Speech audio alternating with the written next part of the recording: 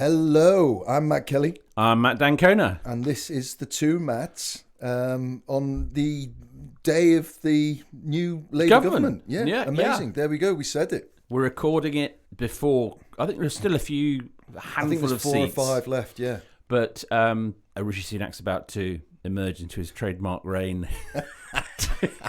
Without an umbrella. To say farewell to a tearful nation. Yeah. And then at some point, Keir Starmer will go in and tell the nation that his father was a tool maker and that he's going to go and tell the king. Did you know my dad's a tool maker? And he's and it's funny because my mother was a queen. And now he's about to tell the world that he's Prime Minister. And it's true. And it is true. Listen, before we get into it, we had a party at my gaff last night. A great party. It was Tom Baldwin was there. It was tremendous fun. And we watched with great glee as events unfolded. And our producers at Rethink Audio have done a lovely little highlights package from last night, including little bits of our hot takes. Let's have a listen to that. It is 10 o'clock. Voting has ended. And as Big Ben strikes 10, the exit poll is predicting a Labour landslide. A Labour landslide.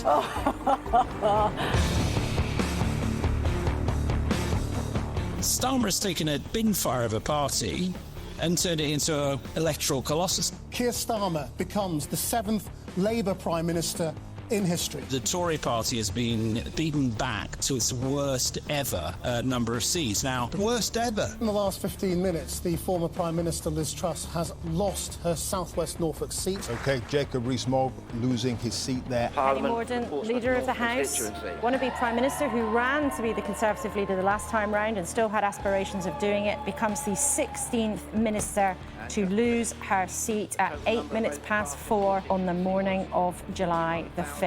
Change in the government happen very rarely, and this will be exciting. The one cloud on this horizon, so everyone's going to be talking about as reform. Farage, Nigel Paul, Reform UK, 21,225. But there is a sense that politics now a battle between crazy and not crazy. It's not Liberal, Democrat, Tory, Labour. It's basically crazy, mad motherfuckers versus democracy. Following in the footsteps of UKIP, then the Brexit Party, now Reform, and now in Parliament. We can say with certainty, I think, that Farage is going to be one of the bigger figures in the new Parliament. Jeremy Corbyn, Independent, 24,000. Corbyn's my MP again. Yeah. He's been the constituency MP for a long, long time, and a lot of people clearly like him. They put a lot of work into it, Labour, so they'll be really disappointed about that. So that was significant. The Labour Party has won this general election, and I have called Sir Keir Starmer to congratulate him on his victory. After 14 years, the Tories have been annihilated. Today, power will change hands in a peaceful and orderly manner, with goodwill on all sides. Tomorrow we'll see Keir Starmer forming a new government with a big majority. Yeah. That is the top line. Today we start the next chapter, begin the work of change, the mission of national renewal, and start to rebuild our country. Thank you.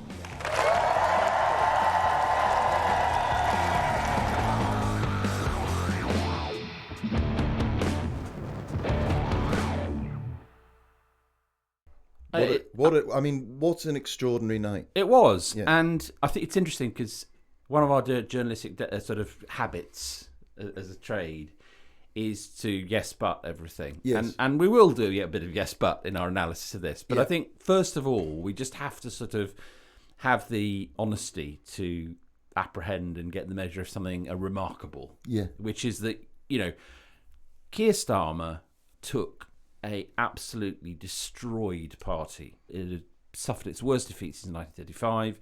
Starmer becomes leader in the middle of the pandemic.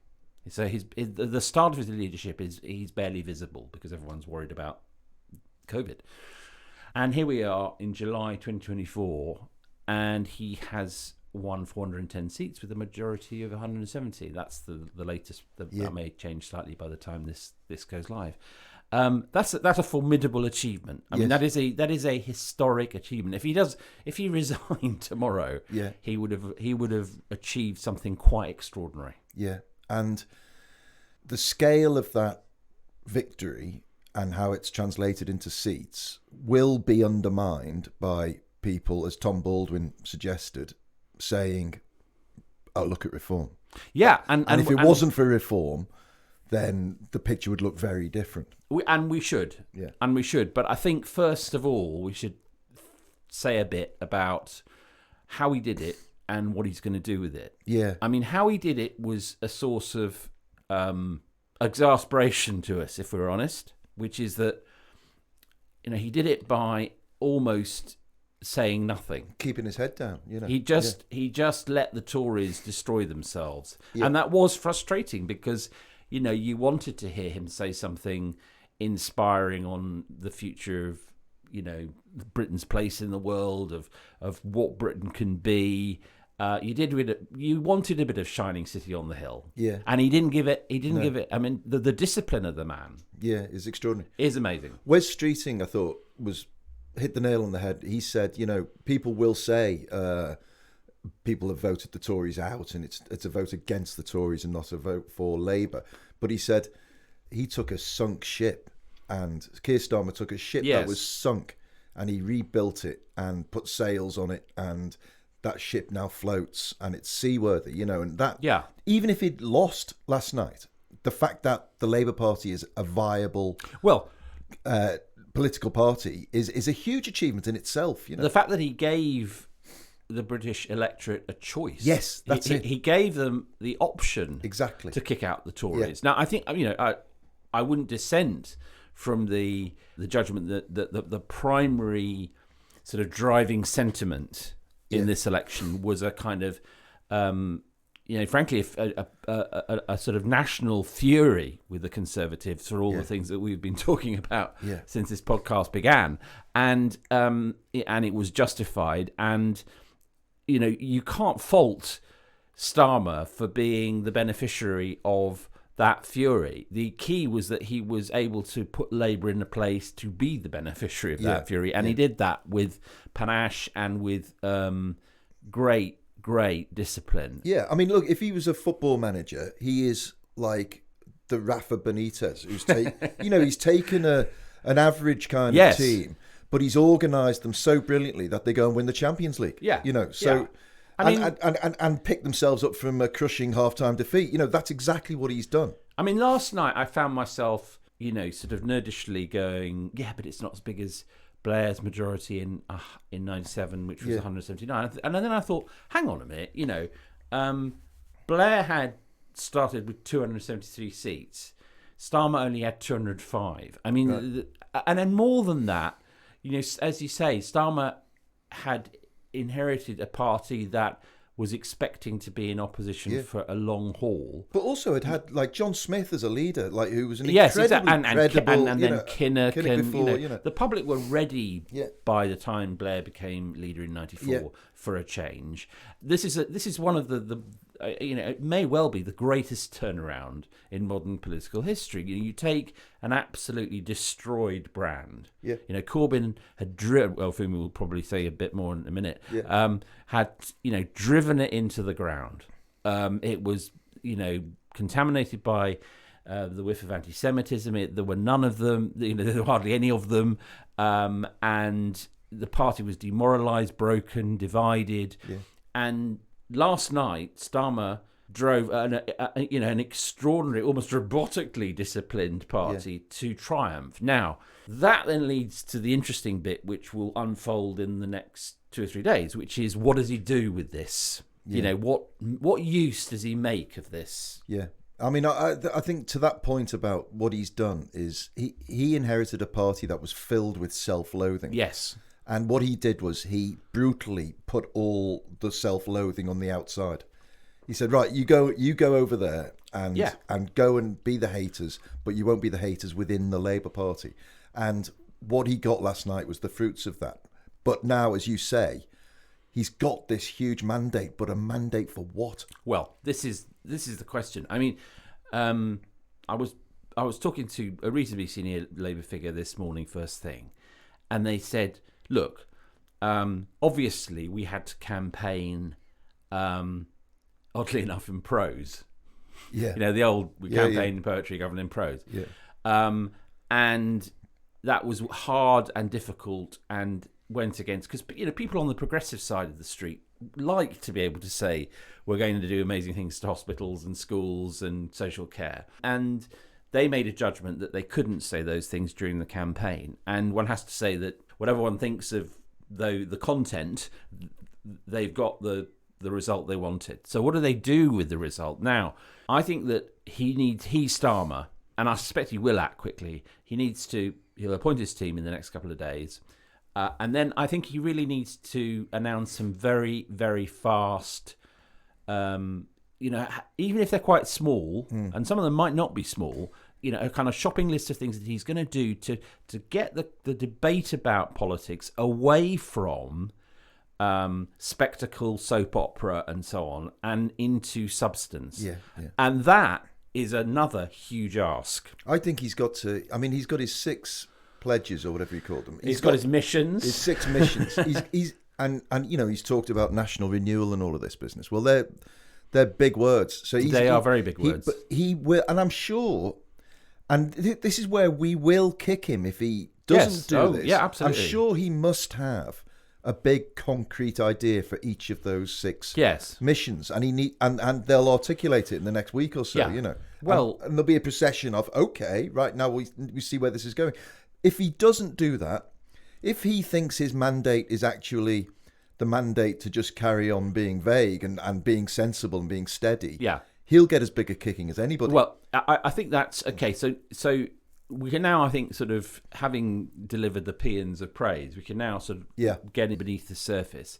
This is a awesome achievement, and it's also one that's come about by quite a surprising route, which is the vote share for Labour is around the 34-35% mark, which is very low. Marginally better than Jeremy Corbyn. Yeah. Like under 2% better. Yeah. So from the start, he faces that problem. Yeah. That's a sort of perception problem, but it's also he doesn't have, in terms of just numbers of people out there. Yeah. He has very successly worked out how to win seats. I mean, that's what parties is meant to do. Yeah. Fair play. I mean, the system is the system. But so he's only got that 34-35%. In order to bed Labour in, he's got to, as you say, Matt, he's got to do some big things. Now, I think one of the things he'll do very quickly is announce big planning reforms. Yeah. And he's got the muscle in Parliament to get them through.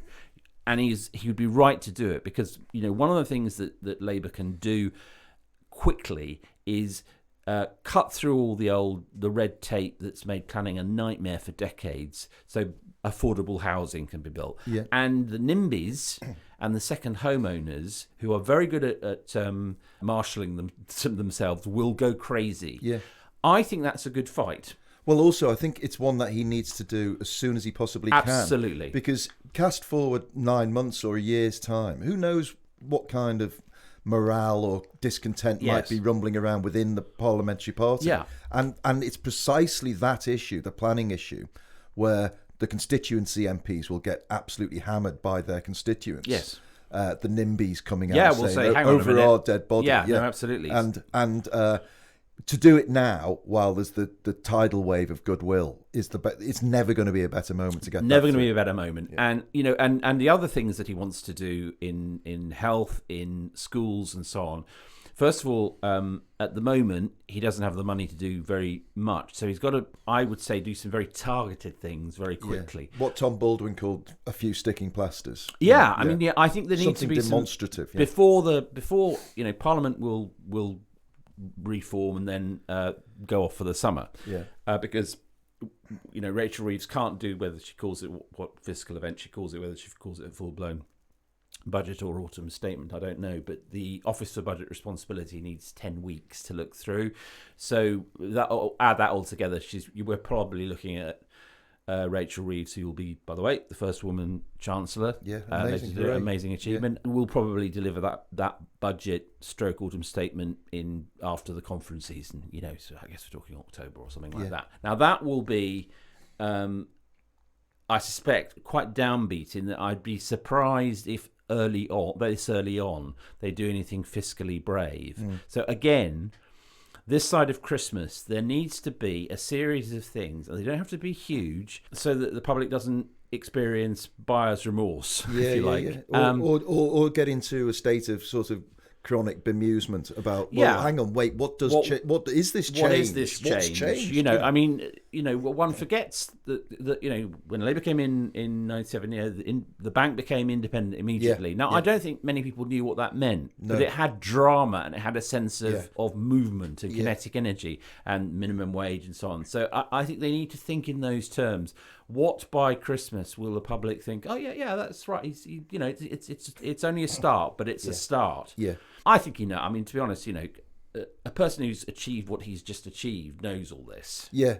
I think he also knows in his deep heart's core that he has no honeymoon period. None whatsoever. Not a minute. And to be fair to the guy, I think all the noises he's making is that there's going to be instant action. Yeah, no, absolutely. I mean, there were some blemishes on the sort of what is otherwise an extraordinary achievement. And one of them was he has a big problem over Gaza. Yeah. He does. Yeah. I mean...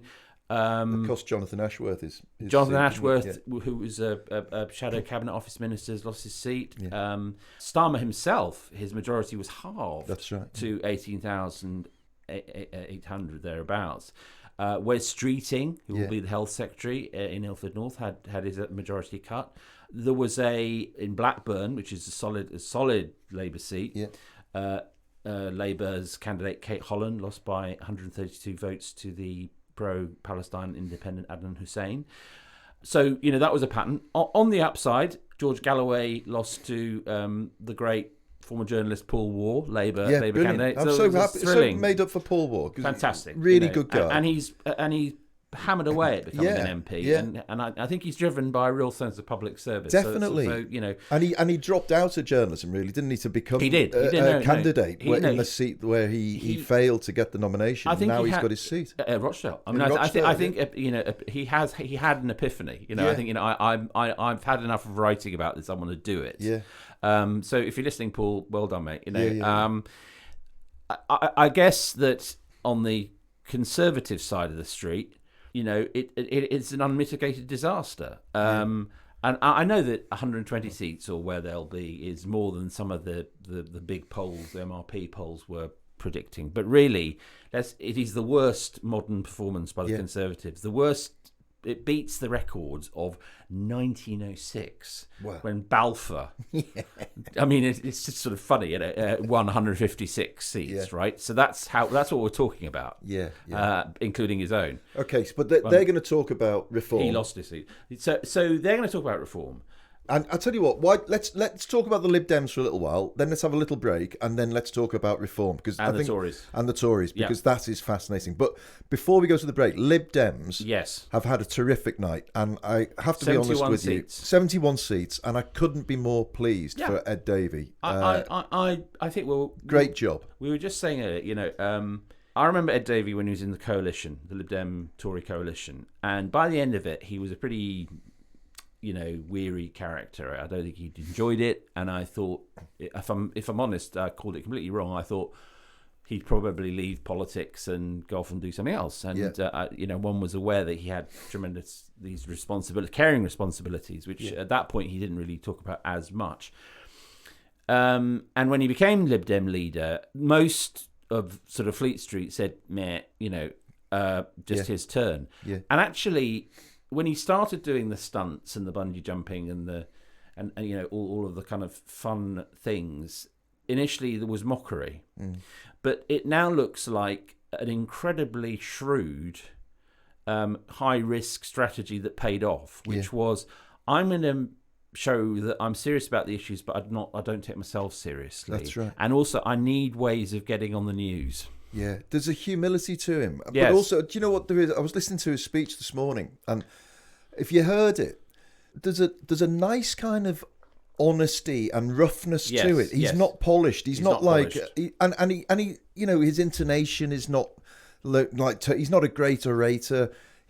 his words, he doesn't finish the sentence on the great rise No, that not Blair at all. would find. But there's something very real about what he's saying, It was a revelation. And I think also that he obviously had an instinct that Starmer was going to come across as quite dour, sticking to a script. And so what would the other centre ground Progressive Party do? He had to be Mr. Fun, and that's a risk. Yeah, because he did look like an idiot. Yeah, that was the fun. The line between Mr. Fun and Mr. Dickhead is very, very narrow. And he crossed it, but it paid off because it warmed people to him. Yeah. And the reason for that is what you said, which is that you could see it wasn't just bloody Boris on a trip on a zip wire. It wasn't a stunt in the sense that it was a stunt, but it was him saying, the semiotics of it was, look, I have to find a way of getting your attention,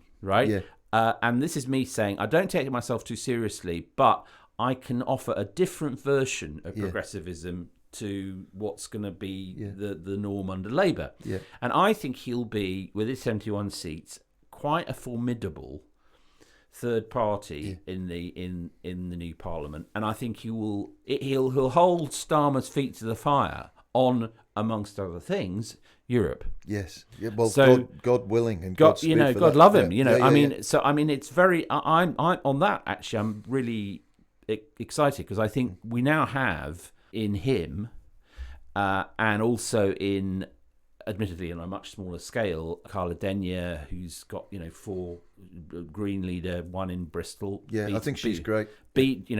So happy for her. Beat another excellent politician, Thangam Demonair, who would have been a great culture secretary, won't be now, but I suspect might come back in a by-election or something.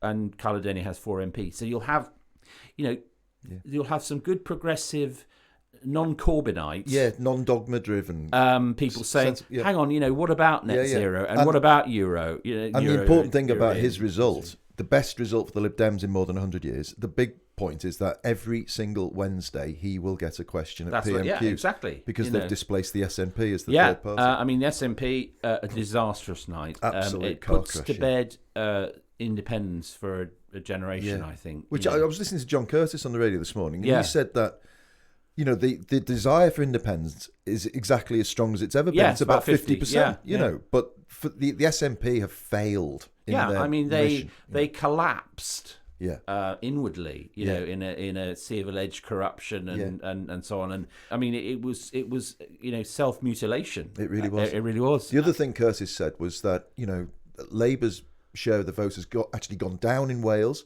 It's pretty much stable in England. Yes. But of course, because of the SNP's implosion, it's done massively well in Scotland. Yes. And that is the basis for their majority. In a funny way. I mean, we all obsessed about Labour winning back the so-called Red Wall, and they did in many cases. But actually, the battleground that really counted, I think, was Scotland. Yeah. And the fact that they were able to get back to, a more traditional role for Labour in Scotland, which has been, that was terribly important. The other fascinating thing Curtis said was that if this marks the end of any chance of independence, you can trace that back, not to Nicola Sturgeon or any corruption and blah, blah, blah. Trace it back to Liz Truss's fiscal disaster.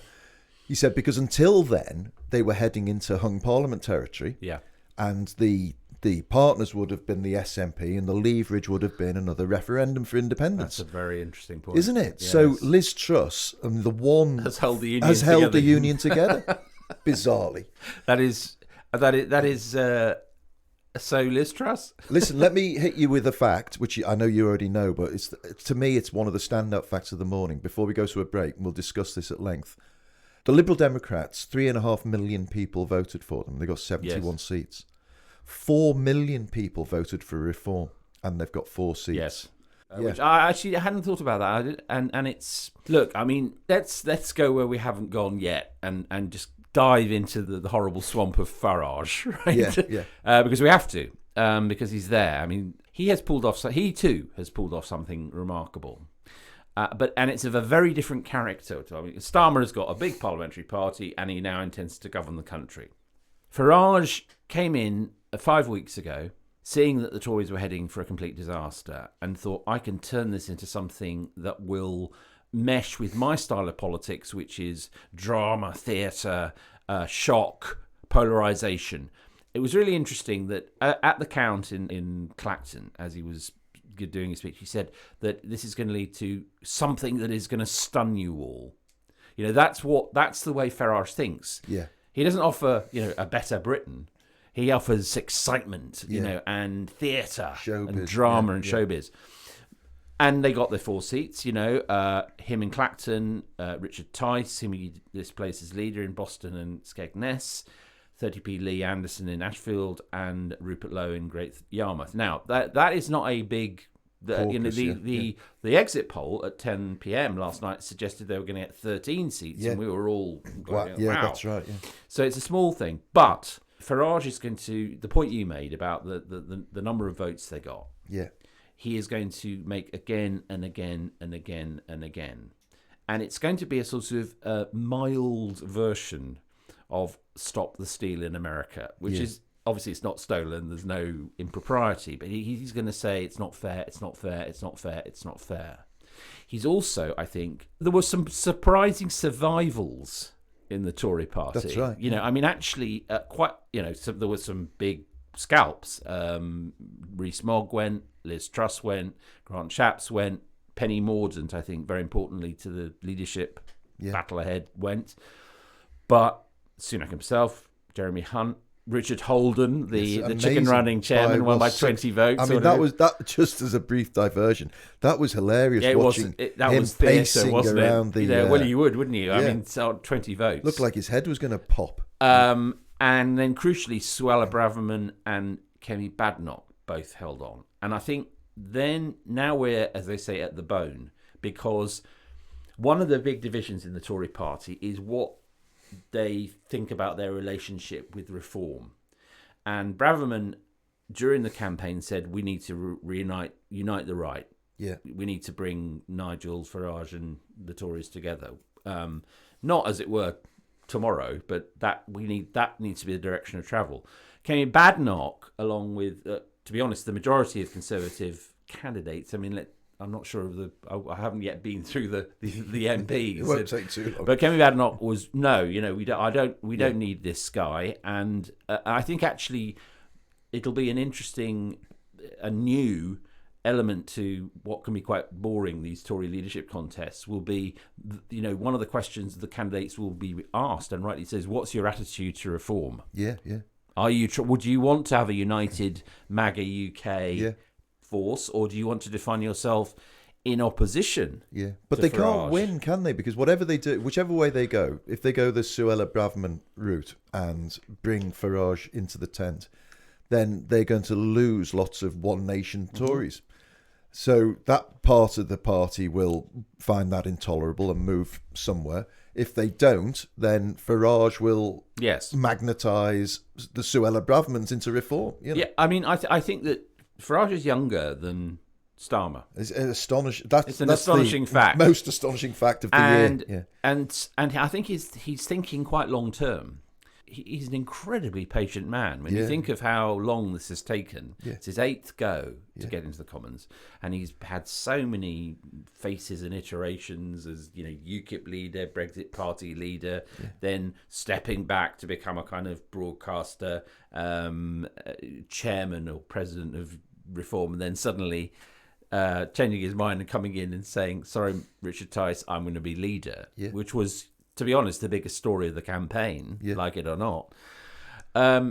He's a patient man, and I think his view, and again, this will be one of the big divides in analysis in the next 2 or 3 days, and I've noticed it on social media from commentators and pundits, which is Farage sees reform as at the beginning of a trajectory where France and America are much further down the line, and the Netherlands with Geert Wilders and so on, in terms of turning this country into one which might conceivably have a government that is MAGA-ish. Yeah. Now, it's pointless to predict whether he's right or not.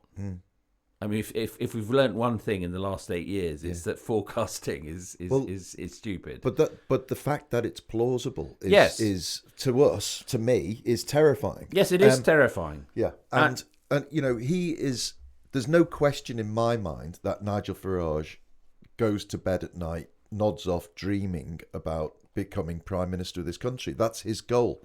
100%. And as you said, he has got patience in spades, but now he can see a path.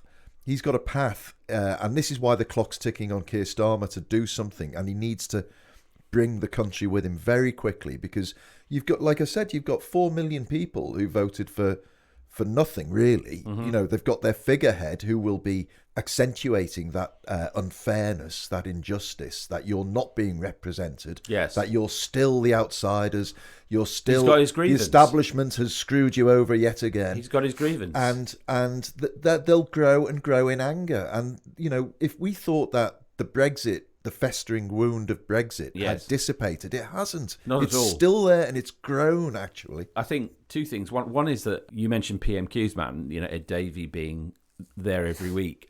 Well, also now people will watch the whole PMQs because they'll want to hear the Farage question. That's right. Yeah. The Farage question, the baiting of Starmer will be, an important part of PMQs, and it'll be part of in the way that we used to wait for Trump's tweets in a with a sort of braced horror. Yeah. People will want to know what's the nastily worded question that Farage will pitch at Keir Starmer. Yeah. Does Keir Starmer have the agility to deal with Farage's peer end showbiz style? I don't know. Yeah. He's going to be in terms of kind of character. He'll be like Dennis Skinner, but with a nasty agenda. Yes. He's got that ability to say the comment that will make people laugh uncomfortably. But will hit the bone on the. He's got a great understanding of language. Yeah. He's got a great capacity to go just up to taboos. Sometimes he oversteps. Yeah. And it causes him problems.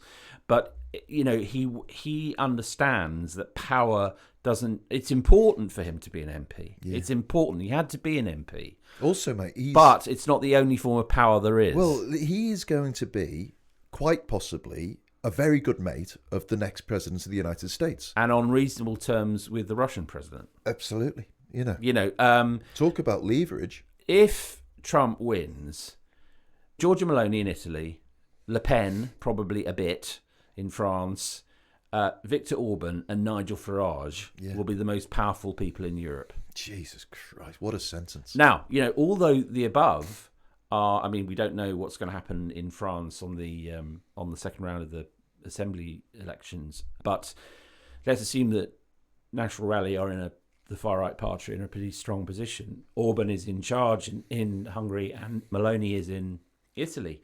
Farage is just a guy with 4 MPs, but he is properly a friend of Trump. He goes to Mar-a-Lago. Trump, in as much as he ever listens to anyone, listens to Farage. And now he'll listen to him even more now. Well, funnily enough, I was thinking about it on the way in, and one of Farage's roles, if Trump becomes president again, is that he will really basically be the American ambassador to Britain. He'll be the person, whoever is actually the ambassador to Britain, the person who Trump will, have on speed dial on his mobile and call when he wants to get a message across will be Farage, because they speak the same language. Farage is very different. If you've ever seen the two of them in the same room, they're very differential. And also Farage is incredibly well plugged into that world. Yeah. As, by the way, is Suella Braverman.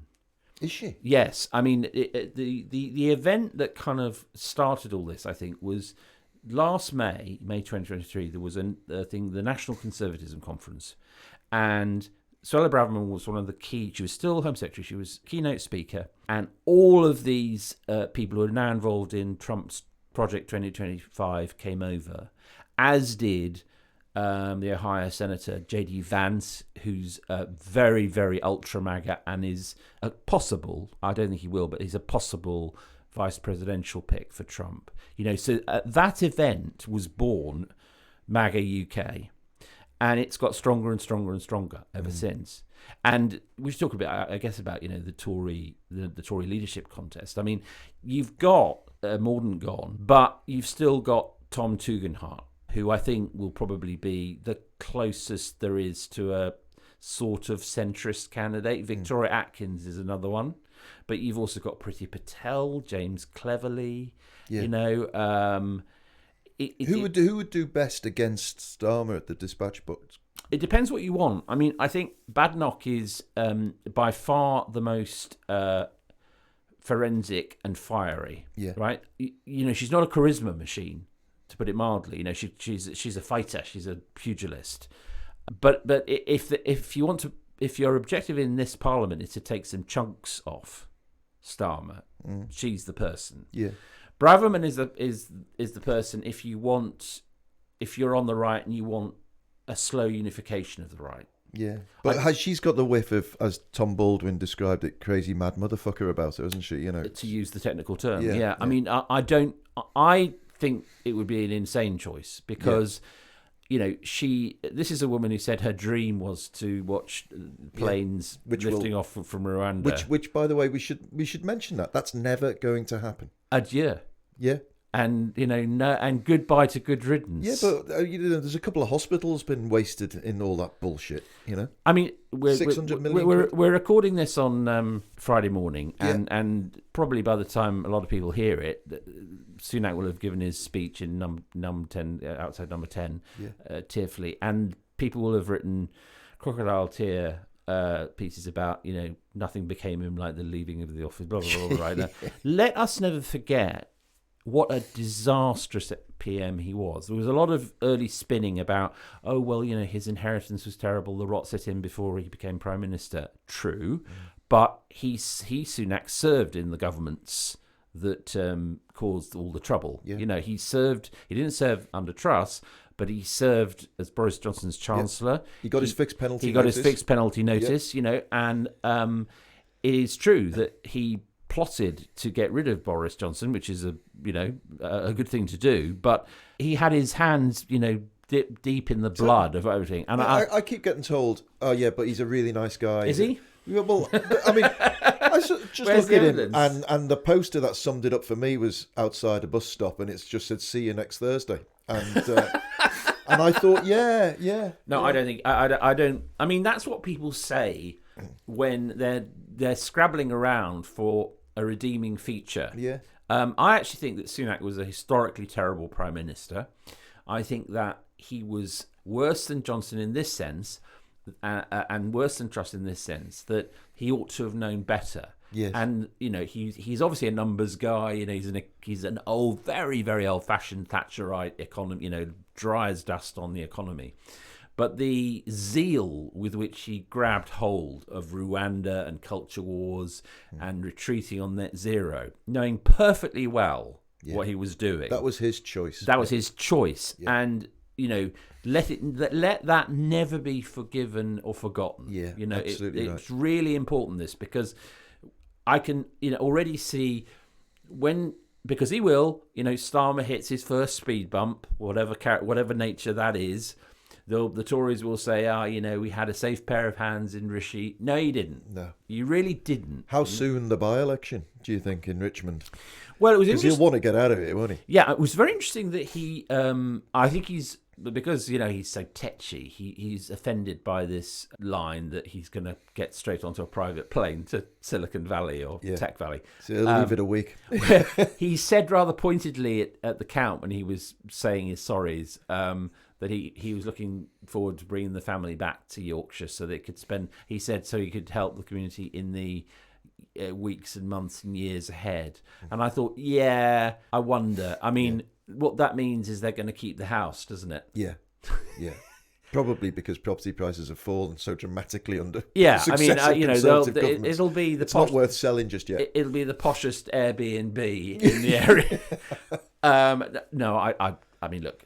What normally happens with these situations is that there's the backbenchers beg the leader to stay on as long as possible, and I suspect he will stay on.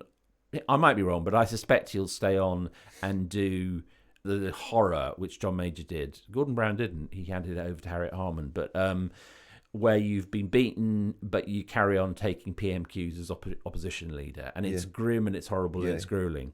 But I think that as soon as the new leader is in place, and I would imagine they'd want that for the Tory conference.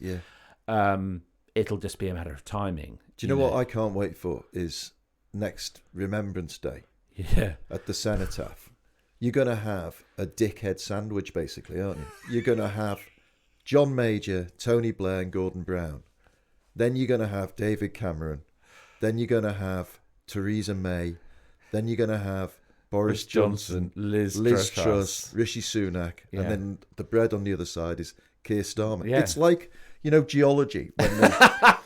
When they drill down, you see where there was like an epic fire or an ice age. And you see these seams of great historic import. That's the lineup, isn't it? You'll be looking at the geology of the collapse of British politics. So long, and thanks for all the prime ministers. I mean, it's an extraordinary story the last 14 years, and in a way, at the moment, rightly, we want to forget about it and who blame the public, because in a way, what happened last night was a big sort of primal scream of disgust. Just go away. And we now begin, I think, quite right of Keir Starmer to talk about hope. I'm glad he did. But it's going to be, by definition, an incredibly hard ride, because there are bigger forces at work, actually, than there were in 97. There really are. And the volatility is so much greater. The volatility of which, let's be honest, he was a beneficiary, cuts both ways. Absolutely. And all sorts of things like Reform Cup. I remember when we were, last night sitting watching the results, and time after time, Reform would be coming second or doing well. And you thought, there's a surge here. Now, surges can be broken. But if I was Starmer's team, I would, once all the appointments are done, I would urge him not just to think about who his opposite number in the Tory party is going to be, important as that is, but to have a plan on how to contain the Reform momentum. And the best way to contain Reform is to give the people who voted for Reform an answer, and a reason to say, well, actually, Nigel, the more I think about it, the more extreme you sound. Yes, I mean, one of the things that did depress me was the low turnout. It was only 60%, which I think is the lowest since 2001, which is 59.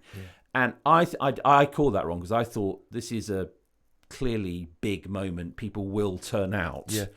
So that's a worry, and it's indicative of the sort of the fall in the public's confidence in what politics can do. I guess it's also, to some extent, reflects the sense that people had that Labour had it in the bag and they didn't have to come out. I mean, the supermajority line that Shap started, and which really became the last desperate sort of cadence of the Tory song, if that's the word, did have this sense that Keir Starmer was going to win 620 seats. That's right. And there was no need to turn out. So it's not necessarily terrible, but I suppose what I'm trying to say is that being a progressive prime minister in a country that is, still in the fetal position and snarling with anger and disappointment and fury is very hard.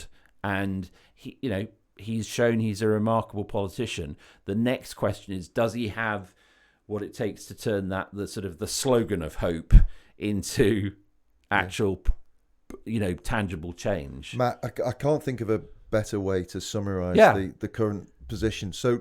And there's so much, and to circle back to where we started, this is what we will be writing about week after week in the New European. There is a lot to talk about and write about. And in the podcast, of course. And to that point, do us a favour and subscribe to the New European if you like listening to this podcast.